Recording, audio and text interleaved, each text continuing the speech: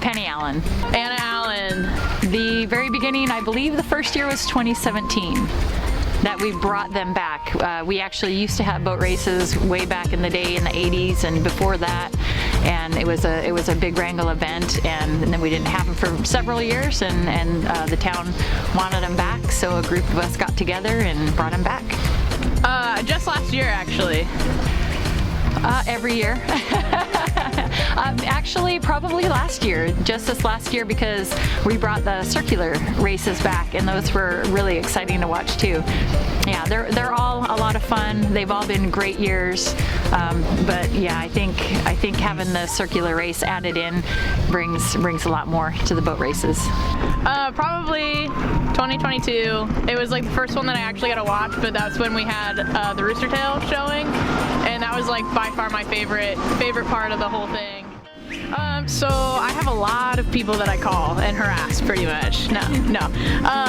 There's a whole list of businesses that have sponsored throughout the years, and so we usually contact them first, and then we just reach out to new businesses and new people, and really just try and ask them if they want to sponsor the boat races and support us, and usually a lot of people are pretty excited about doing that, so just reaching out to businesses pretty much. We had the funny boat races one year, and that's where the racers go and they race a lap, come back, they got to jump in the water and swim to the other dock, and first one makes it to the dock wins. That was a good one. And probably another great memory, it wasn't of the races, but it was of one of the boats in the races. That's Randy Easterly's Hydro, I think is what it is, and one of his race boat. He gave me a ride in it up the river, and that was freaking awesome. It doesn't corner, it's got flat bottom, so it doesn't corner like a regular boat, you know, when you lean over like this when you corner. So his boat, you just corner like this, like straight. And we were going like, I don't know, like 90 or something, but it felt like we were going 50, and it was just pretty incredible how stable and safe that boat actually felt. And I'm sure that had to do with the pilot too.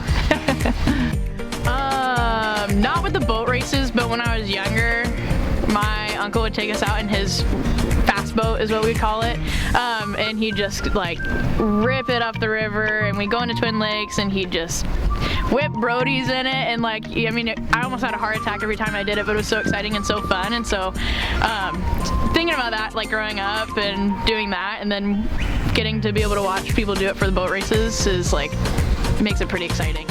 You know, there's a lot more involved than people think. It's actually several months of prep work that we do before we can have the races. We have to get permission from several different entities, including city, Coast Guard, and then other departments within the city. And then we also need to get insurance for carriers for the boat races themselves, insurance for the board members, and sanctions from American Powerboat Association. We have to go through classes and take tests and make sure that we're doing everything by, doing everything safely. And they also have rules that we have to follow, strictly adhere to. So like one of the rules is how far away from the viewing area the boats can be, and the buoys, how far away the other boats have to be from the race area. And there are a lot of different rules that you have to follow for the boat races.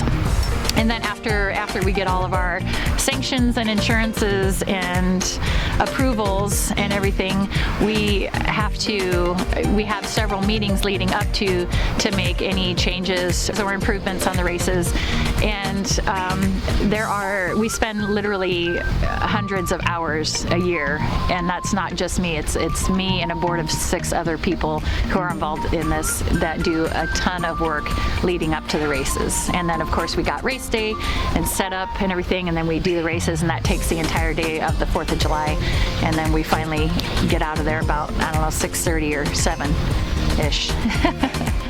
I have not. Nope, I've just ridden in the boats, and I have not been in the races. I think any of us who are on the board or on the committees are too busy to try to race. If one of us stepped off the board and went to the races, then we'd be crying out for more help for volunteers. No, but maybe one day, if I'm not too busy doing everything else, I'll just put in to race and lose because I don't want to go that fast because that's a little scary, but I'll do it just to say I've done it. We don't, because we don't charge admission or anything, so we don't keep track, but this entire dock is filled with multiple levels of people, and all the way down that catwalk and all the way down to all the way fill up the whole dock, and then plus, you know, people watching in other areas. But I'd say half the town. Money. You get money and bragging rights, which is really, really fun, and I think the bragging rights is the best part, to say that you've competed in the 4th of July boat races and you won. So, but there's money too, which is cool. You get, like Anna said, you get bragging rights, a trophy, and really good prize money. Actually, we had $5,200 in prize money last year total. And I can't remember, first place unlimited was somewhere around like $1,500 or something like that. Maybe closer to a couple grand, $1,800, something like that. Yeah, so over $5,000 in prize money for the racers.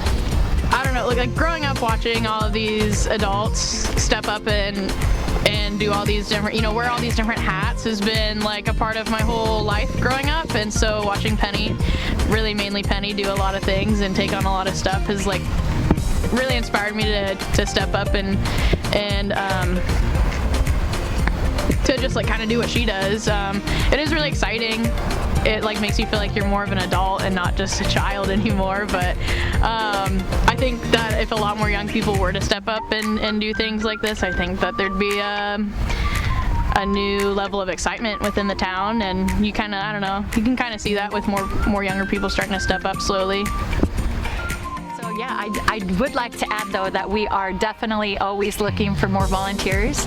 We have a raffle every year for 2 round trip tickets on Alaska Airlines. So that's one way that the younger people can get involved, is they can come help us sell raffle tickets, and then they can also help with some of the setup. And if anybody is looking for something to do to volunteer for the boat races, all they have to do is contact one of us, or you can get online at riverratsracing.com and you can get our contact information that way.